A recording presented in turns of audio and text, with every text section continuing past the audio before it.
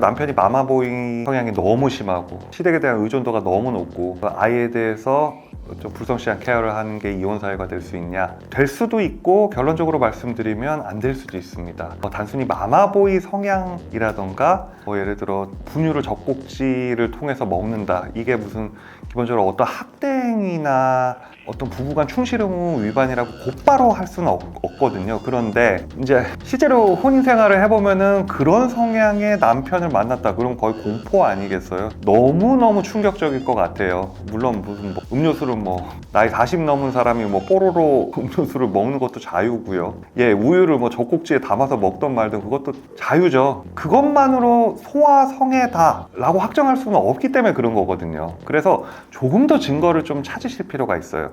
남편이 예를 들어 분유를 젖꼭지를 통해서 마신다, 유아용 젖꼭지를 통해서 마신다 그러면 그거 외에 그거를 어떤 소아성애적 성향이 좀 있다, 그리고 약간 왜곡된 모성에 대한 집착이 있다라는 게 조금 더 증거가 좀 필요할 것 같아요. 예를 들어 보면은 매일 어머니한테 자기 전화해가지고 가정사에 대해서 모든 이야기를 보고하고 거의 일기 쓰듯이, 그러지 말라고, 우리 부부끼리는 이런 상황들을 잘 우리 부부끼리 힘을 합쳐서 해결해야 된다고 몇 번을 얘기했음에도 불구하고 시어머니한테 매일매일 일기를 쓰듯이 해서 일러 바치고, 그리고 또 시어머니가 집에 와가지고 막 그러면 안 된다 시시콜콜하게 간섭을 하고, 이런 경우에는 그 부부간 충실 의무 위반으로 해석될 수 있습니다. 기본적으로 부부는 가정생활을 함에 있어서 독립된 어떤 가정 공동체로서 서로 협력하고 서로 간에 충실을 다하고 서로 신뢰할 의무를 지니고 있게 되거든요.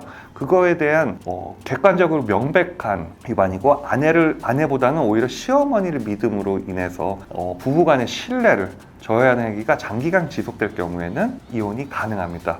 근데 또 중요한 게 이제 이 느끼는 감정이랑 실제로 법원에서 판단하는 기준이 좀 달라요. 왜냐면 느끼는 감정은 실제로 눈이랑 귀를 통해서 느껴지는 생생한 감정들이거든요. 그런데 법원은 서류를 기준으로 해서 판단하기 때문에 좀 객관적이고 명확하고 직관적으로 드러날 수 있어야 돼요. 그래서 그런 내용들에 대한 카카오톡 이나 음성 녹음이나 이런 것들을 최대한 많이 구비해 놓는 게 굉장히 중요합니다. 근데 어쨌든 남편이 스트레스를 받으면 아이가 먹는 젖꼭지를 통해서 분유를 흡입한다? 이건 좀 굉장히 충격적이네요.